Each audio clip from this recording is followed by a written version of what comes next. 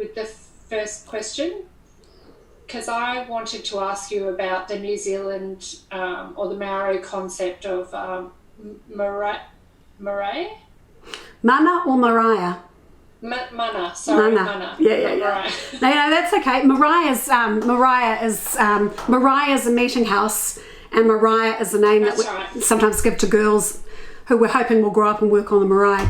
Mana. So mana is, it's a really interesting concept because it's basically you're imbued with mana as a person from the gods. And Indigenous people tend to have a pantheon of gods, and so some people say God with a capital A in Māori, which is Atua, or with a little a, Atua, means lots of different gods. So the idea is that you as an individual are imbued with this life force and this energy and this dignity by the gods because you're the gods' creation.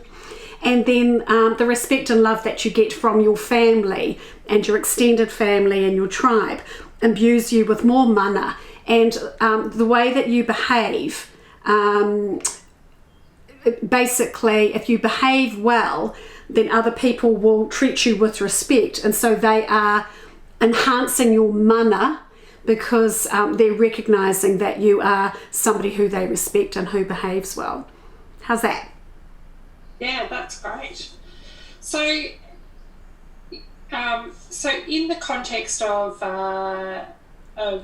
young people and drug use, is that I guess for a start, is drug use considered? Is it viewed as poor behaviour, or is it viewed as like a mental health kind of concept, like that addiction sort of concept? I guess, one of the biggest problems that we have is identifying with children the cause of the drug use or the substance misuse, but also the situation in which it has been identified. So if they're coming through the criminal justice system and they have a substance misuse issue, sometimes the fact that they've murdered somebody is a little bit more important than the fact that they have the substance misuse issue.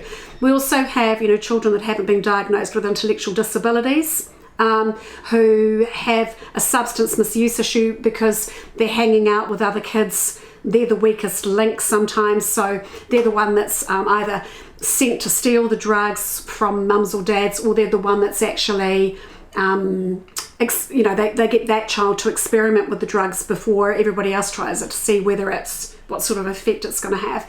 So you've got that sort of issue occurring as well. And then where you've got an issue inside the family of the substance misuse, and potentially the children have been born with fetal alcohol and drug syndrome, then you've got the issue of that they'll have behavioural issues. And it's extraordinarily hard to get diagnosed with behavioural issues in New Zealand. Now, it's very hard to get diagnosed with autism, much less behavioural issues. And so then it takes a while before it's identified as whether or not, that's an alcohol and drug problem that's causing the child's behaviours. And so then, is it a medical problem? Is it a behavioural problem? Is it a criminal justice problem? So they get sliced and diced into different areas. And then generally, because it's hard to get, in fact it's impossible in New Zealand to get funding for children with fetal alcohol and drug, they're often given a diagnosis of something else that fits in the DSM-5 so that they can qualify for some level of funding.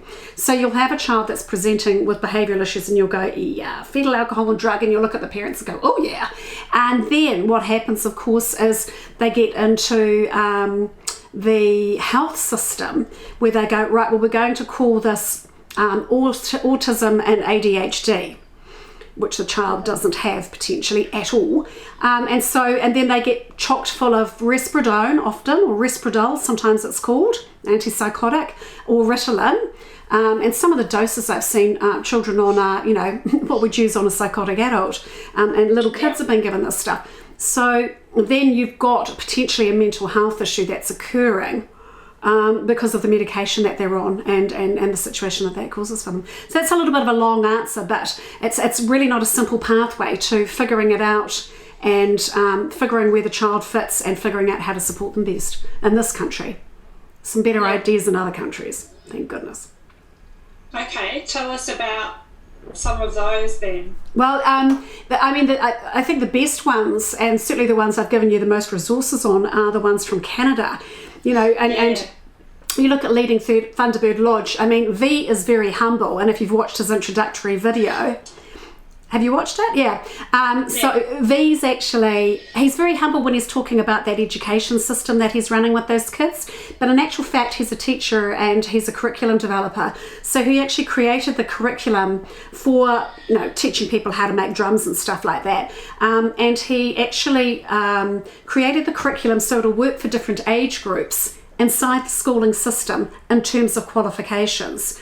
So those qualifications you get when you're 14, 15, 16, 17, 18 at school, when you go to Leading Thunderbird Lodge and you do the program that he's talking about, you actually end up with school qualifications in geometry, mathematics, physics, or whatever. So when you leave their centre and go back to school, you've actually got some national state qualifications happening. Yeah. And he managed to get his program accepted, across Canada. As I said, right through to 18. And so a lot of schools are actually implementing that Indigenous teaching that he has put together as part of their school curriculum as well. And that's just astonishing, isn't it? Because, you've got these kids coming along to their program, probably because they're under criminal justice orders. They do the program, they find a passion for school or learning that they didn't have at their school already, because most kids who are in trouble don't have a good school experience. They go back into the school environment with some qualifications in their hands, and hopefully the school has also picked up some of this Indigenous knowledge teaching, so the child or young person feels a little bit more at home because some of their knowledge is being used in the learning environment of the school that they go to. That stuff is really clever. I mean, that makes a huge difference. The other thing that in the article that I gave you about the elder, where he was talking about V, and I think it was about Trudeau and he'd been there, there was that idea that they were taking these young people from Leading Thunderbird Lodge to their sportsperson awards for all of those 11 tribes. And so what it meant was the children were getting to go on something with other young people that were exceptional, but being made to feel as though this was their place as well, even though they weren't getting a sports award today. And so they were talking in that article, that elder was talking about what a difference it makes to those children. And in conjunction with that, it reminded me of when I visited Rumbalara in Shepparton when I was in Australia. Saw an amazing, I wouldn't call it a program, it was just something that they do.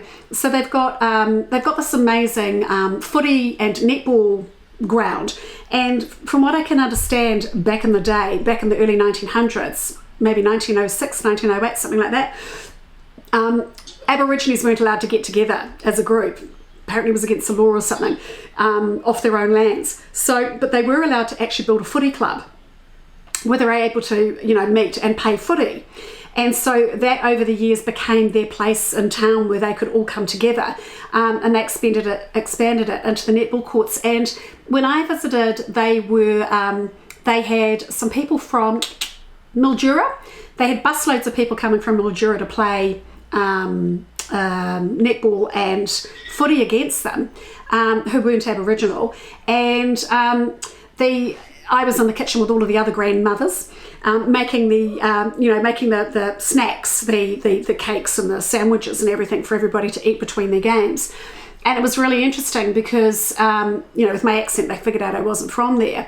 And the people from Mildura were just saying, this is always our most exciting trip of the year to come here. We're just so well looked after and we're well fed and all the rest of it. I thought, well, that's really nice to hear. But the other thing they do is they run this program where they've got a bus and they go and pick all the children up after school and they bring them back to that sports place and they do after school homework classes with them.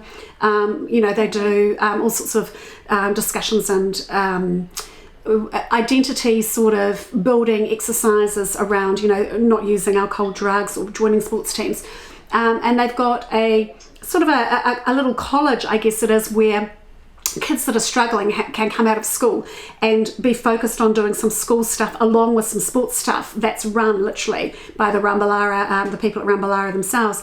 So those sorts of initiatives of getting the child involved in the community, using sports as a networking tool, if you like, and then wrapping all of those really secure safety nets around them of we'll help you with school.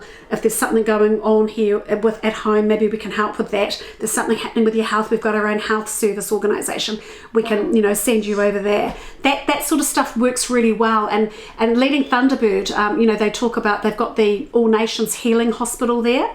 And so the young people that are in Leading Thunderbird Lodge in Canada, they may very well be on some sort of medication for specific conditions, and being able to access an Indigenous hospital with Indigenous staff and Indigenous practices, particularly because those boys come from all over the country. So if they're coming from a really big city and they're going to this really little place, it's just showing them that there is a different world where there are Indigenous doctors and nurses that look and sound like them, and set an example of what you can aspire to do yourself for work, or where you can know that you can take yourself or your family and get some safe health interventions, even if it is the Western medical model, and hopefully start to trust the Western medical model, because often Indigenous children are around Indigenous adults who, for very good reason, most of us don't trust the Western medical model, even those of us that work in it,